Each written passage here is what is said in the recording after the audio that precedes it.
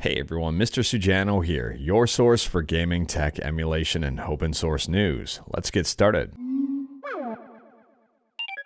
Alright, we'll kick things off talking about Nintendo Switch emulation on PC and Android with Yuzu.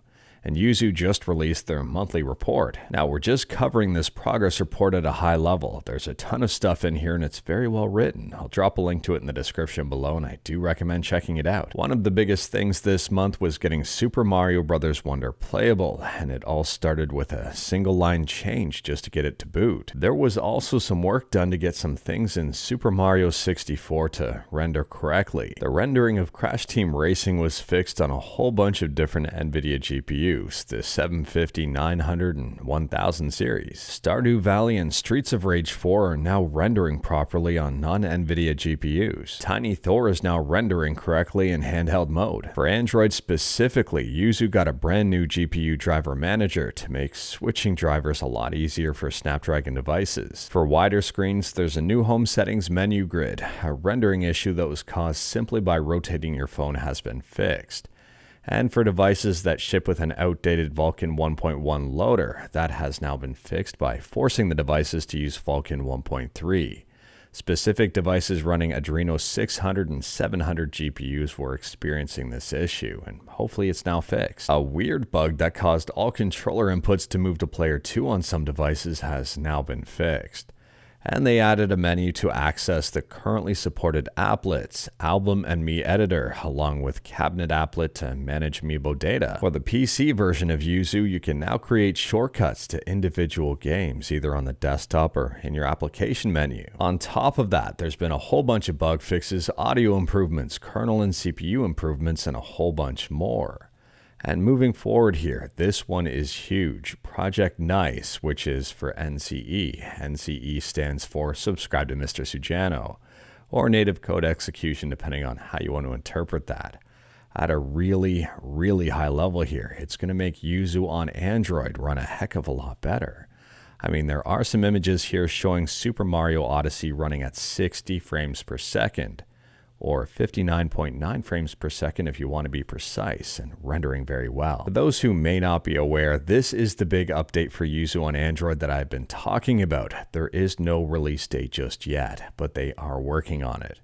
Don't rush the developers on this one. It's going to be amazing when it's ready. Overall, Yuzu had an amazing month, and I can't wait to see what they do next. And speaking about Switch emulation on Android, next up we're talking about Nintendo Switch emulation on Android with Strato, and we've got a sneak peek into some development builds. Easy on the Eyes has a video up here of Borderlands 2 up and running in Strato at close to 30 frames per second. I'll drop a link to it in the description below. And I would argue here that this is going to get some people excited, or a lot of people excited. Adrian has Super Mario Bros. Wonder up and running at 58 and 65 frames per second in these screenshots using a Mali GPU. It's a Google Pixel 8 and it is running Android 14. It's worth pointing out that at the time of filming here, there are no public versions of Strato, just development versions, but every day gets a little bit closer to a public release.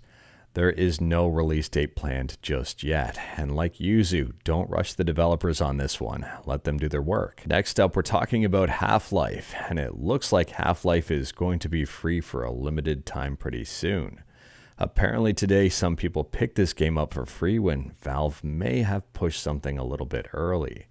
At the time of filming here, it's not free, but I'm hoping it's going to be soon. I don't have information as to when or how long. And speaking about Valve and Steam, next up we're quickly talking about the Steam Deck OLED. And the Steam Deck OLED is now on sale. You can order one if you want, provided they're available in your country. It still hasn't rolled out worldwide yet. Hopefully it's going to roll out more areas soon. Next up, we're quickly talking about Teenage Mutant Ninja Turtles Shredder's Revenge on Android. And if you've got this game and you play it, you may want to check out the latest update.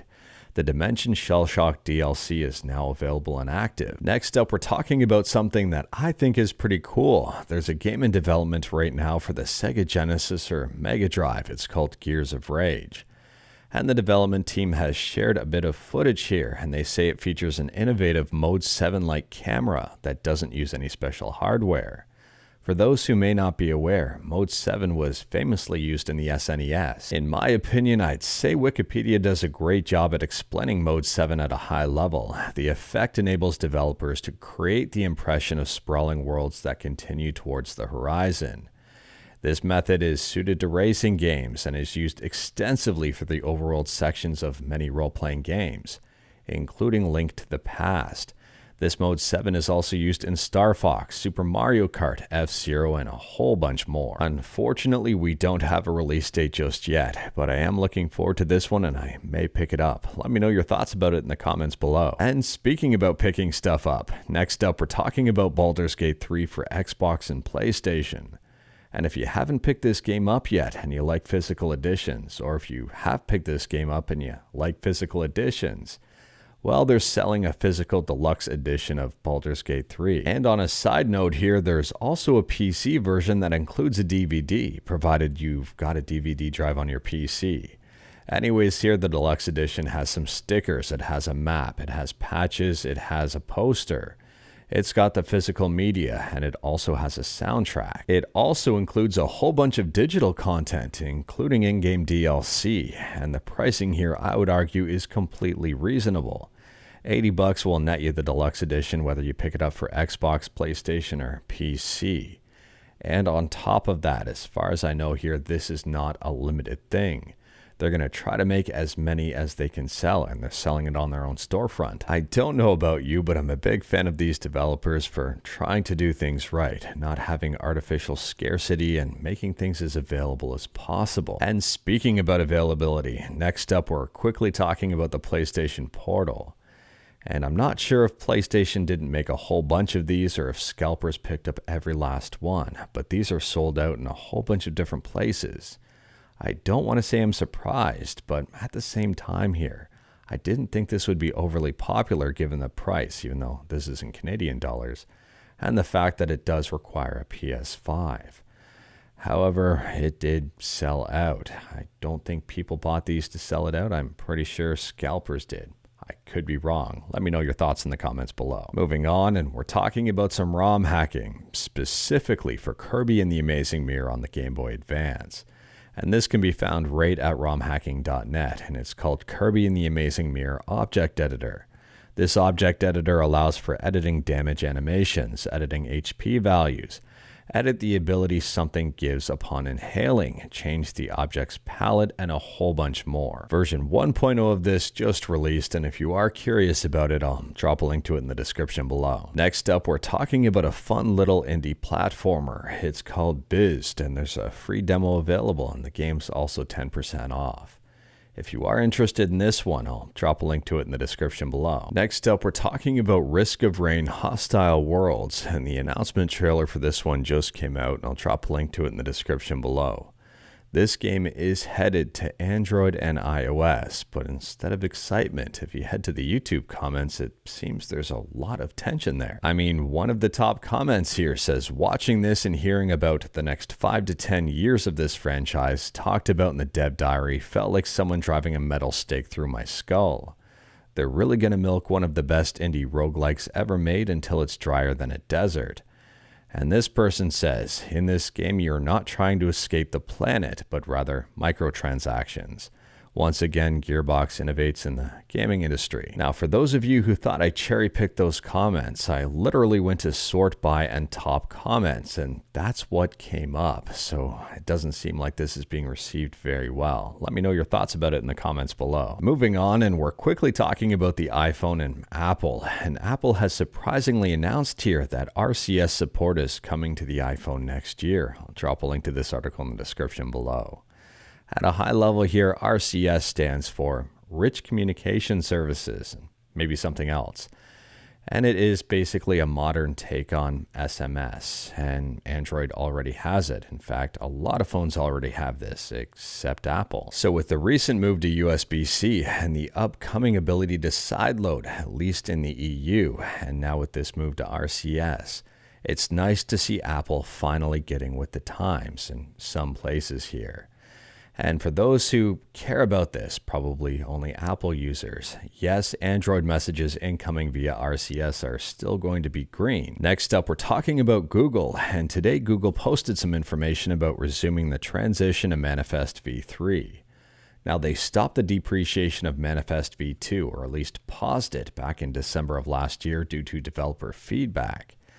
And it appears they're picking things back up and plan on completing this by June of 2024. Now, you may look at this and ask, what's Manifest v2 and what's Manifest v3 and why does it matter? Well, if you use Google Chrome and you use ublock Origin, as soon as Manifest v2 is depreciated, ublock Origin kind of goes away. ublock Origin has known about this for a while, and there is an issue open on GitHub, and I'll drop a link to it in the description below. Unfortunately, it looks like a whole bunch of work, and ublock Origin is going to have to be completely rewritten.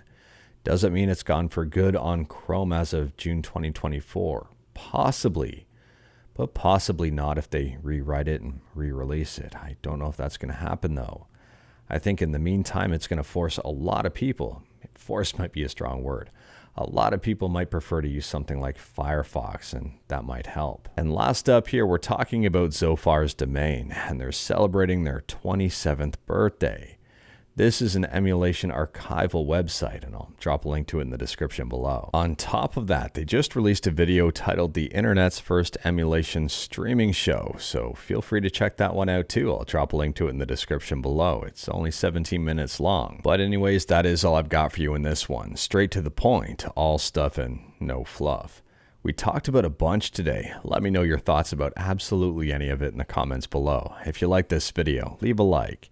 If you didn't like this video, leave a like, hit that subscribe button, check out my other videos, don't tempt fate, save your state.